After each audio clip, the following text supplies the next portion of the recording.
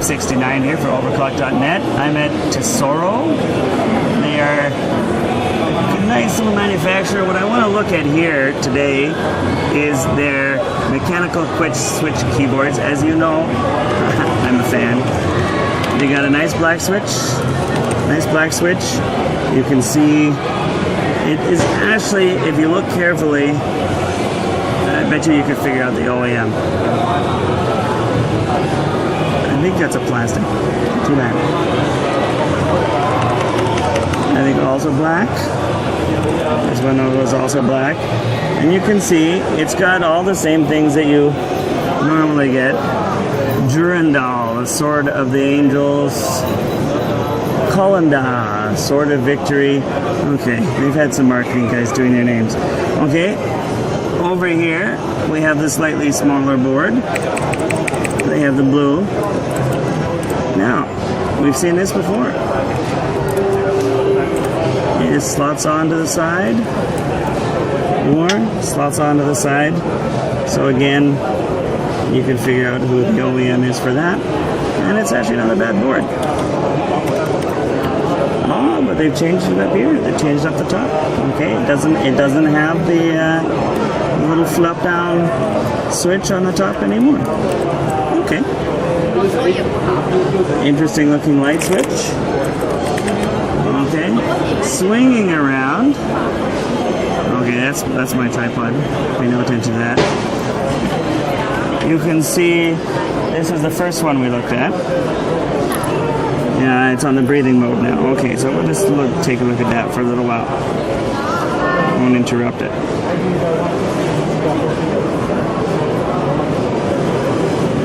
And there you go, 1 cycle. The other thing they're featuring here is their headphones. So you can see they're definitely going for the gaming look for their equipment here. Nice, fairly rugged looking, strongly designed headphone in black.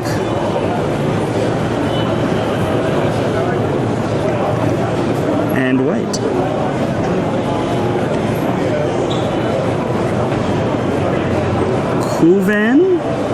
Coven maybe?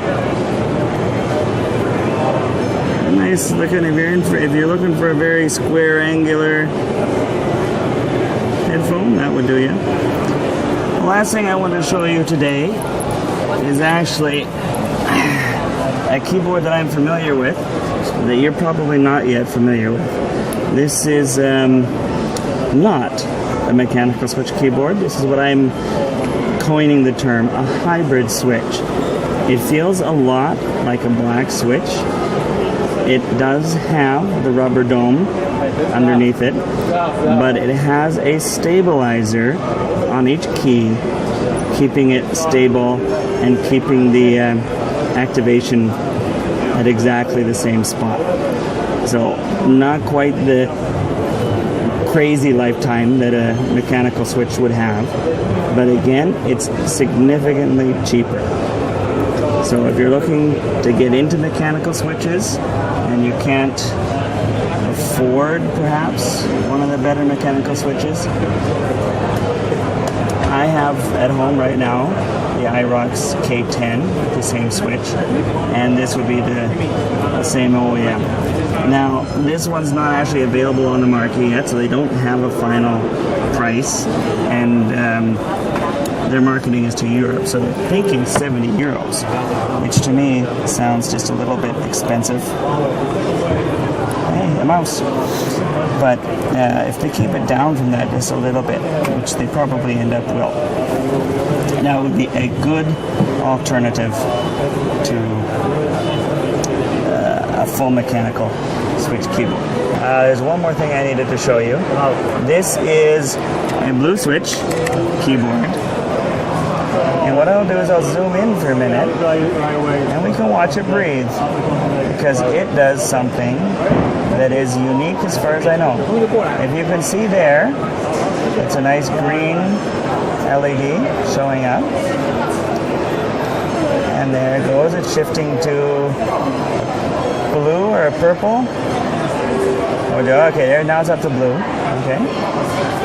And as we watch, it will cycle through the different RGB colors. He said this is, of course, software controlled. Back to green, I guess. So it's color mapped to their function keys here, and you can set the different colors that you want for each one. Is that what the function? So you hold down the function button and it will switch the colors. Alright, so again, you can do software control, change the color, function control, change the color. Right now it's in the demo mode doing the breathing, but breathing in the RGB. Oh, there comes the red. So as we keep watching, the longer we watch, the more colors we'll see. But if you want to see more, you'll have to get one yourself. Chip 69, out.